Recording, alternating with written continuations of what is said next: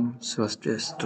Baik, kali ini dalam mata kuliah Desain Pesan Pembelajaran saya akan menjelaskan materi untuk siswa SD.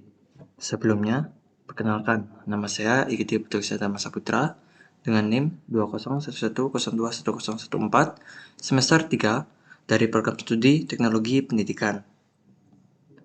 Nah, dalam materi kali ini kita akan membahas tentang tema 8, yaitu daerah tempat tinggalku, dengan subtema bangga terhadap daerah tempat tinggalku.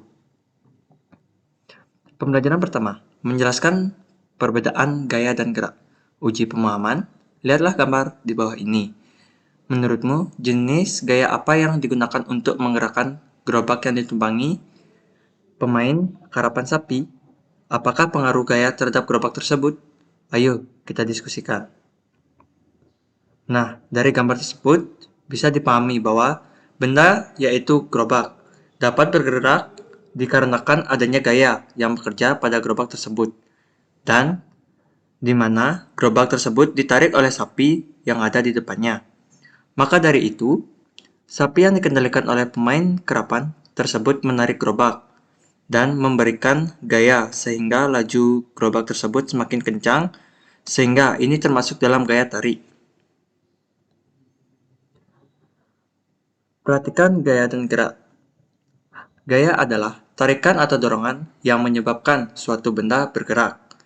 Teman-teman, contoh gaya yang kita lakukan sehari-hari itu misalnya saat kita membuka dan menutup pintu, menarik tali mainan, atau menendang bola. Sedangkan gerak adalah perpindahan posisi benda dari tempat asalnya ke tempat yang lain. Gerak terjadi karena dipengaruhi oleh gaya.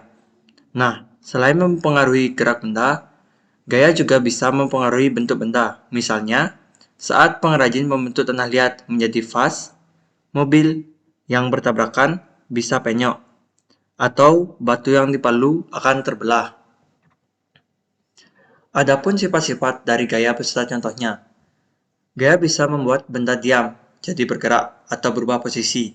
Contohnya, ketika mobil mogok, lalu mobil tersebut didorong. Contoh lainnya, timba yang ditarik dengan katrol bergerak ke atas. Gaya menyebabkan benda yang tadinya bergerak menjadi diam. Contohnya, ketika kita menangkap bola, bola yang semulanya bergerak menuju arah kita akan diam ketika kita tangkap. Contoh lainnya, sepeda atau kendaraan yang direm akan berhenti. Gaya yang dapat mengubah bentuk benda. Contohnya, ketika kita mengubah bentuk plastisin atau adonan kue, contoh lainnya, telur yang jatuh ke lantai akan menjadi pecah karena benturan. Selanjutnya, gaya menyebabkan benda berubah arah. Contohnya, saat kita menjatuhkan bola basket ke lantai, maka bola akan terpantul ke arah atasnya. Contoh lainnya, sepeda bisa dibelokkan ke arah kanan ataupun kiri. Dan yang terakhir, gaya menyebabkan benda bergerak lebih cepat. Contoh hal ini, ketika kita mengayuh sepeda, semakin cepat kita mengayuh, semakin cepat sepeda bergerak. Contoh lainnya, pedal gas pada kendaraan yang ditekan membuat laju kendaraan semakin cepat. Nah, coba perhatikan gambar di samping. Apa pengaruh gaya terhadap benda yang ditangkap oleh penjaga gawang? Selanjutnya, kita akan membahas tentang bahasa Indonesia. Menentukan peran tokoh dalam teks fiksi. Berdasarkan peran di dalam teks fiksi, tokoh dibedakan menjadi tokoh utama dan tokoh tambahan. Tokoh utama adalah tokoh yang senantiasa diceritakan sepanjang cerita dan tokoh yang mempengaruhi alur. Tokoh tambahan mendampingi tokoh utama dan hanya muncul sesekali dalam alur atau konflik cerita. Cari buku halaman 127-128 dalam buku tematik kalian. Ayo baca cerita tentang angsa dan telur emas, lalu sebutkan tokoh dan perannya dalam cerita. Angsa dan telur emas. Alkisah, ada seorang petani sederhana yang memiliki seekor angsa. Yang dimiliki petani bukan sekedar angsa biasa, melainkan angsa yang cantik dan istimewa. Keistimewaan adalah angsa milik petani tersebut menghasilkan telur emas. Petani senang memiliki angsa istimewa tersebut, karena setiap pagi petani bisa mengambil telur emas di kandang. Petani membuat telur emas dari angsa miliknya ke pasar. Petani menjual telur emas dengan harga tinggi. Dalam waktu singkat, petani berubah menjadi kaya. Kekayaan ternyata tidak membuat petani lebih bersyukur dan tetap rendah hati. Sebaliknya, kekayaan membuat petani serakah. Petani menginginkan angsa bisa menghasilkan telur emas lebih banyak lagi dalam waktu yang lebih singkat. Petani tidak sabar ingin cepat menjadi orang yang kaya raya. Ketidaksabaran petani terhadap angsa miliknya muncul karena angsa hanya memberikan sebuah telur setiap hari.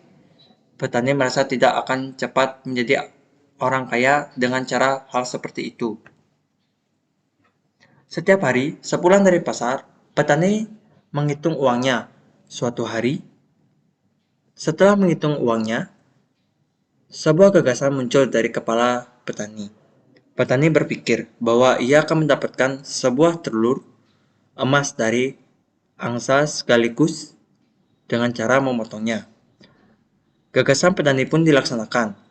Betapa kagetnya dan sedihnya petani ketika tidak menemukan satupun telur yang ada di dalam perut angsa. Angsa istimewanya terlanjur mati dipotong. Hanya penyesalan yang bisa petani rasakan ini. Keinginan petani menjadi kaya raya semakin jauh dari angan-angannya.